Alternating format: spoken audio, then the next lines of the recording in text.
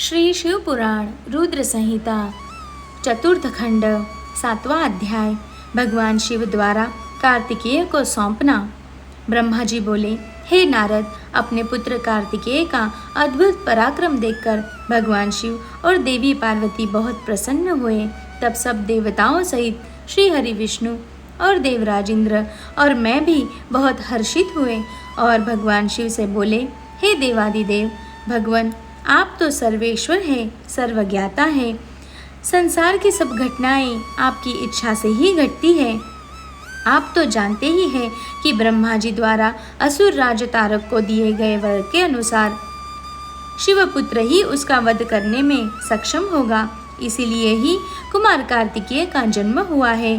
प्रभु, हम लोगों के कष्ट को दूर करके हमारे जीवन को सुखी करने के लिए आपने अपने पुत्र कार्तिकेय को आज्ञा दीजिए कि वह तारकासुर का वध करे। यह कहकर सब देवता भगवान शिव की स्तुति करने लगे। तब भगवान शिव का हृदय हम सब की प्रार्थना से द्रवित हो उठा। उन्होंने हमारी प्रार्थना को स्वीकार कर लिया और अपने पुत्र कुमार कार्तिकेय को देवताओं को सौंप दिया।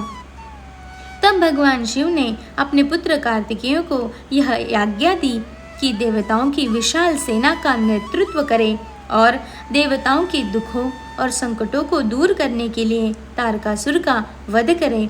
अपने पिता भगवान शिव की यह आज्ञा पाकर स्वामी कार्तिकेय बहुत प्रसन्न हुए। तब उन्होंने हाथ जोड़कर अपनी माता पार्वती और पिता महादेव जी को प्रणाम किया और कहा कि हे माता, हे पिता, आप मुझे विजयी होने का आशीर्वाद प्रदान करें। यह सुनकर भगवान शिव मुस्कुराए और बोले, कुमार, निश्चय ही तुम अपने इस प्रथम युद्ध में अपने घोर शत्रु तारकासुर का वध करके विजयी होगे। हमारा आशीर्वाद सदैव तुम्हारे साथ है। इधर देवी पार्वती के हृदय में अपने प्रिय पुत्र के युद्ध में जाने की बात सुनकर ही पीड़ा होने लगी। वात्सल्य के कारण उनकी आंखों में आंसू आ गए थे।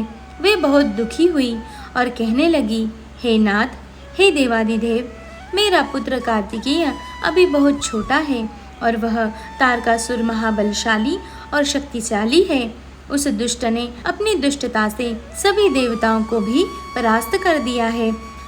जब इतनी शक्तियों के स्वामी देवता उसका कुछ नहीं बिगाड़ सके तो मेरा यह नन्हा सा पुत्र भला कैसे उसको हरा सकता है।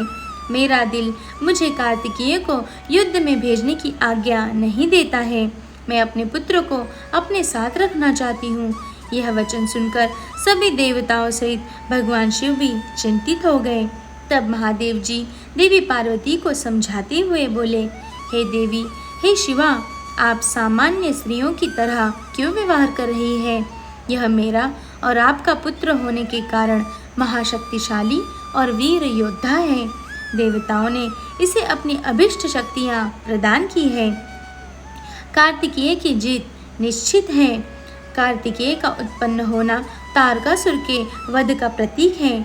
आप व्यर्थ में ही चिंतित न हो और अपने पुत्र को खुशी खुशी तारक के वध के लिए भेजें। भगवान शिव के ऐसे वचन सुनकर देवी पार्वती को संतोष हुआ। उन्होंने कार्तिकेय को युद्ध में जाने की आज्ञा दे दी। तब सब देवताओं का भय दूर हुआ और उनमें प्रसन्नता की लहर दौड़ आई।